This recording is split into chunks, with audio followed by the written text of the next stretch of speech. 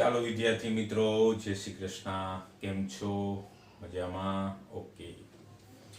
તો વાલા દોસ્તો, આપણે દાખલાઓ ભણતા હતા અને એ દાખલામાં આજે આપણે એનસીઈઆરટી નો 1.23 નંબરનો દાખલો જોઈશું.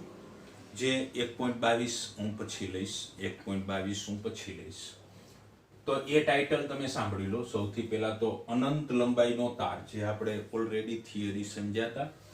અનંત લંબાઈનો તાર, એના ઉપર વિદ્યુત ભાર સ્પ્રે કરેલો છે, જેના ઉપર વિદ્યુત ભાર Q છે.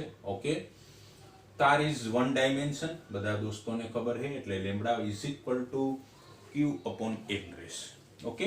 વિદ્યુત ભાર છેદમાં લેન્થ, એકમ લંબાઈ દીઠ વિદ્યુત ભાર. જ્યાં લેમ્ડાને રેખીય વિદ્યુત ભાર ઘનતા કહે છે. લેમ્ડાને રેખીય વિદ્યુત ભાર ઘનતા કહે છે. તો આ તારથી r દૂરી ઉપર મેં એક p પોઈન્ટ લીધું. ત્યાં ઇલેક્ટ્રિક ફિલ્ડ ધન હોવાને કારણે બહાર નીકળશે. અનંત લંબાઈના તારથી r દૂરી પર વિદ્યુત ક્ષેત્રનું સૂત્ર 2k લેમ્ડા અપોન r આપ જાણો છો. ઓકે. એ રીતે મેં અહીંયા બી બતાવેલું, ધનને કારણે નીકળશે. ઓકે. અનંત લંબાઈનો તાર. પહેલા એની સેમ્પલ જોઈ લે. એનસીઈઆરટી 1.23 નંબરના દાખલાની રકમ હું રીડ કરું છું.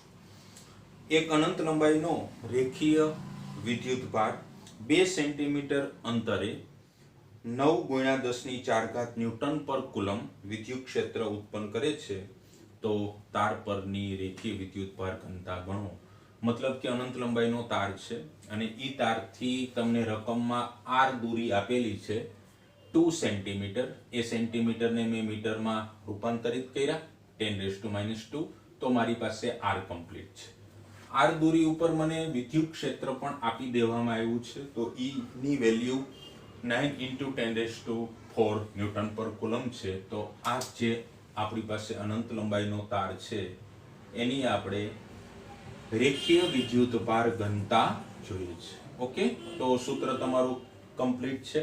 તારથી r દૂરી ઉપર સૂત્ર E = 2k લેમ્ડા/r. તમારે લેમ્ડા જોઈએ તો લેમ્ડા = ER ના છેદમાં 2k. E પણ રેડી છે, r પણ રેડી છે, 2 પણ રેડી છે અને k બધા દોસ્તોને ખબર છે, છતાં બી લખી દઉં. k = 9 × 10⁹ SI એકમ. ઓકે. તો વેલ્યુ પુટ કરશો એટલે લેમ્ડા બિરાજમાન થશે અને લેમ્ડાનો એકમ lambda = Q upon L, coulomb ના છેદમાં મીટર. તો કુલમ પ્રતિ મીટર આ તાર પરની રેખીય વિદ્યુત ભાર ઘનતા રહેશે. ઓકે. યસ. ત્યાર પછી એનસીઈઆરટી નો 1.24 નંબરનો દાખલો જોઈશું. એ પહેલા હું થિયરી બેઝ તમને કહી દઉં, જેથી તમારું નોલેજ વ્યવસ્થિત થઈ જાય. અનંત વિસ્તારનું સમતલ, યાની કે અનંત વિસ્તારની પ્લેટ 2 ડાયમેન્શન. આપ થિયરીમાં સમજ્યા. 2 ડાયમેન્શન ચિત્ર પણ મેં રજૂ કર્યું. અહીં વિદ્યુત ભાર પ્લેટ ઉપર પાથરેલો છે. ધન પૃષ્ઠ ઘનતા સિગ્મા. સિગ્માનો મતલબ Q અપોન A. વિદ્યુત ભારના છેદમાં ક્ષેત્રફળ. અચ્છા. અનંત વિસ્તારનું સમતલનું બીજું નામ ખૂબ મોટી ધાતુની પ્લેટ. ઘણી વખત અનંત વિસ્તારનું સમતલ ન કહે તો મોટી ધાતુની પ્લેટ એવો શબ્દ અથવા એવી વાક્ય રચના યુઝ થાય. ઓકે. પૃષ્ઠ ઘનતાથી માહિતગાર. અનંત વિસ્તારનું સમતલ, ધન વિદ્યુત ભાર, ધનને કારણે વિદ્યુત ક્ષેત્ર નીકળશે, ધનને કારણે વિદ્યુત ક્ષેત્ર નીકળશે. અહીં મેં P પોઈન્ટ, અહીં Q પોઈન્ટ, દૂરી R. પણ એનું સૂત્ર મજાનું છે.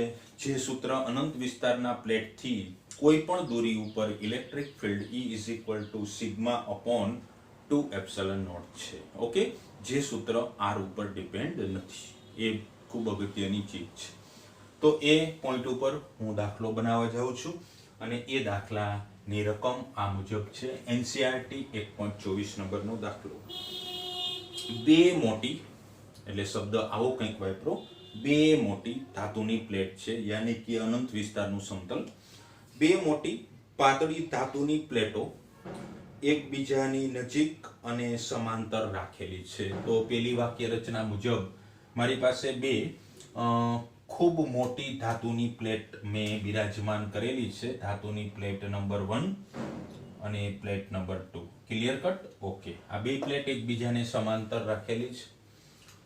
તેમની અંદરની બાજુઓ પર વિરુદ્ધ ચિહ્નો ધરાવતા, મતલબ કે એક પ્લેટ ઉપર ધન વીજભાર છે, બીજી પ્લેટ ઉપર ઋણ વીજભાર છે. પ્લેટ હોવાને કારણે 2 ડાયમેન્શન પૃષ્ઠ ઘનતા, પહેલા માટે σ1, બીજા માટે σ2.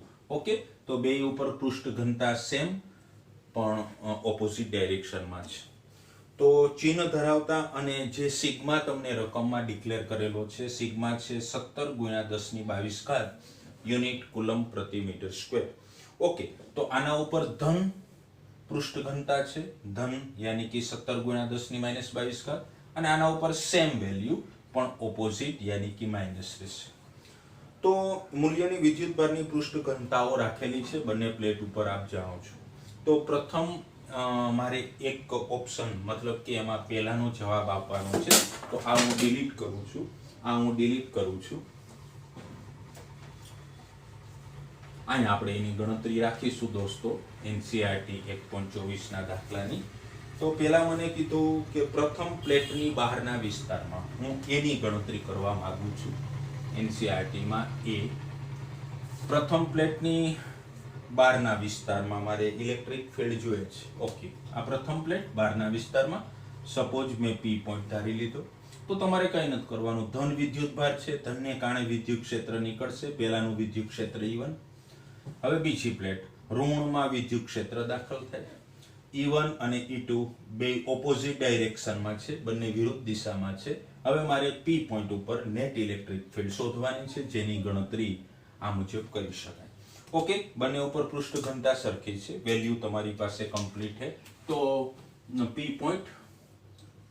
પોઈન્ટ અથવા તો P બિંદુ પાસે electric field, net electric field is equal to E1 minus E2, વિરુદ્ધ દિશામાં હોવાથી E1 નો જવાબ σ/2 epsilon naught minus σ2/2 epsilon not.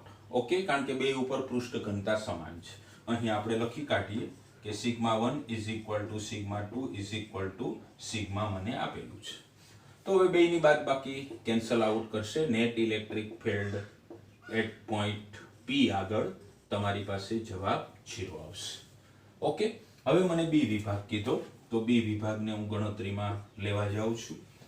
બીજી પ્લેટની બહારના વિસ્તારમાં ઇલેક્ટ્રિક ફિલ્ડ શોધો. સૌથી પહેલા બીજી પ્લેટ, આ તમારી બીજી પ્લેટ છે, એના બહારના વિસ્તારમાં સપોઝ ધારી લો કે Q બિંદુ પાસે મારે નેટ ઇલેક્ટ્રિક ફિલ્ડ જોઈએ છે. ફરીથી પહેલી પ્લેટ ધનને કારણે વિદ્યુત ક્ષેત્ર નીકળશે, ઋણમાં દાખલ થશે, ઓપોઝિટ ડાયરેક્શન, પૃષ્ઠ ઘનતા સેમ છે. તો બિંદુ Q પાસે નેટ ઇલેક્ટ્રિક ફિલ્ડ જોઈએ. E net is equal to E1 minus E2, કારણ કે બંને વિરુદ્ધ દિશામાં છે. E1 નો જવાબ σ/2 epsilon naught minus σ/2 epsilon naught, and last answer is 0. E net કયા પોઈન્ટ આગળ મિત્રો? Q પોઈન્ટ આગળ નેટ ઇલેક્ટ્રિક ફિલ્ડ 0 આવશે. આ એની ગણતરી થશે. સી વિભાગ આપણે સોલ્વ કરવા જઈએ, અને સી વિભાગની રકમ કંઈક આ મુજબ છે, એ હું તમને બતાવવા જાઉં છું. સિગ્મા બધાને કમ્પ્લીટ થઈ ગયો. ઓકે,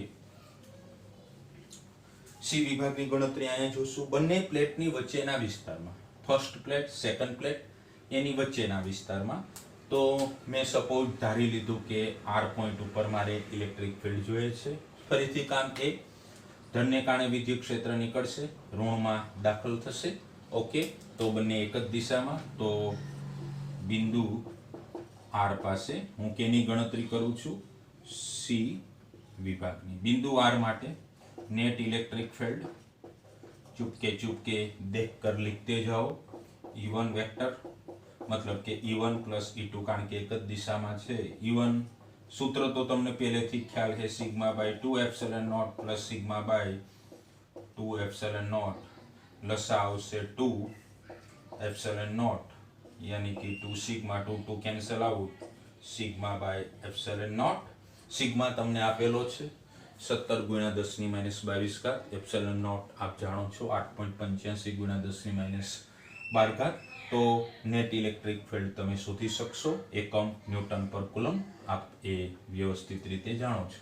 તો અહીંયા ઇલેક્ટ્રિક ફિલ્ડ મને મળશે. અહીંયા નેટ ઇલેક્ટ્રિક ફિલ્ડ સમજાવવા માટે દોસ્તો, નેટ ઇલેક્ટ્રિક ફિલ્ડ આ પોઈન્ટ આગળ 0, એ જ રીતે P પોઈન્ટ આગળ નેટ ઇલેક્ટ્રિક ફિલ્ડ 0 રહેશે. અને તમને R પોઈન્ટ આગળ આપણે નેટ ઇલેક્ટ્રિક ફિલ્ડ શોધશું, એનો આન્સર તમે અહીંયા રજૂ કરી શકશો. ઓકે, તો અહીંયા નેટ ઇલેક્ટ્રિક ફિલ્ડ મને વચ્ચેના વિસ્તારમાં મળશે. સ્ક્રીનશોટ લઈ લો.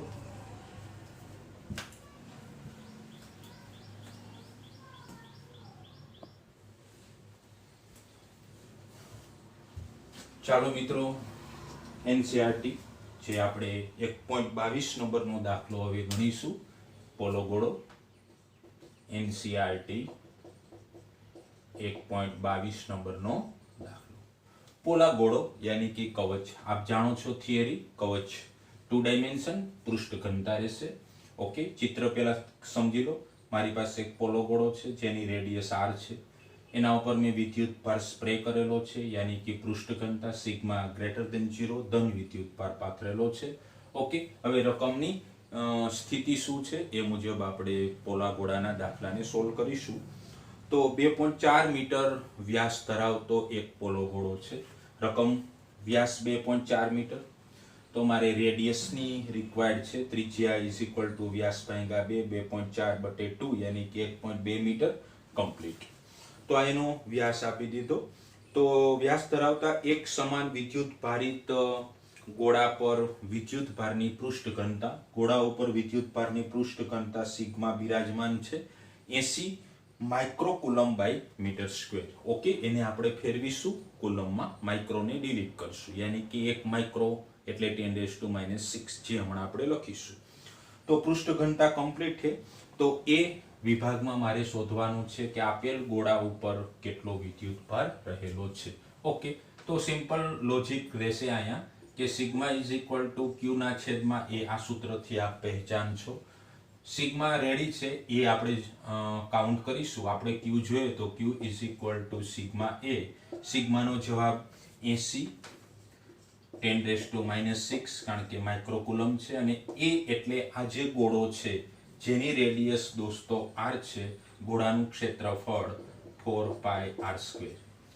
તો વેલ્યુ પુટ કરીશું. 80 ગુણ્યા 10⁻⁶ ગુણ્યા 4 ગુણ્યા 3.14 અને r તમારો છે 1.2 એનો વર્ગ. આ વેલ્યુથી તમે કેલ્સીડ આપશો એટલે Q મળશે, જેનો એકમ રહેશે કુલમ. ઓકે, આ વિદ્યુત ભાર આપેલ ગોળાની સપાટી પર, આપેલ ગોળા પોલા ગોળાની સપાટી પર એટલો વિદ્યુત ભાર બિરાજમાન થશે.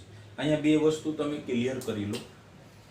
થિયરીમાં અંદરના ભાગમાં, જે દોસ્તોને યાદ હોય, અંદરના ભાગમાં ઘેરાતો વિદ્યુત ભાર 0 રહેશે. થિયરીમાં આપણે ભણ્યા હતા એટલે અંદરના ભાગમાં વિદ્યુત ક્ષેત્ર 0 થાય અને વિદ્યુતીય ફ્લક્સ પણ 0 થાય. આ તમને સમજાવું છું ઓનલી ફોર કે અંદરના ભાગમાં કોઈ વિદ્યુત ભાર ઘેરાતો નથી, એને કારણે ઇલેક્ટ્રિક ફિલ્ડ 0, ફ્લક્સ 0 રહેશે. હવે બી વિભાગમાં મારે શું કામ કરવાનું છે એ જોઈ લઈશ. Q મને કમ્પ્લીટ થઈ ગયો છે.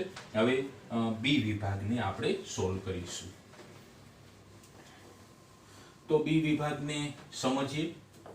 પ્રશ્ન કર્યો કે ગોળાની સપાટીમાંથી, આ ગોળાની સપાટી છે અને એનાથી બહાર જતું કુલ વિદ્યુતીય ફ્લક્સ કેટલું. હા, જો અંદર પૂછ્યું હોત તો ફ્લક્સ 0 રહેત, પણ મને બહારના ભાગમાં કીધું. સપોઝ હું બહાર વયો ગયો r દૂરી ઉપર, જ્યાં હું અચૂક લખીશ કે r છે એ કેપિટલ R કરતા મોટો છે અને આ બહારના ભાગમાં મારે P પોઈન્ટ મેં ડિક્લેર કર્યું.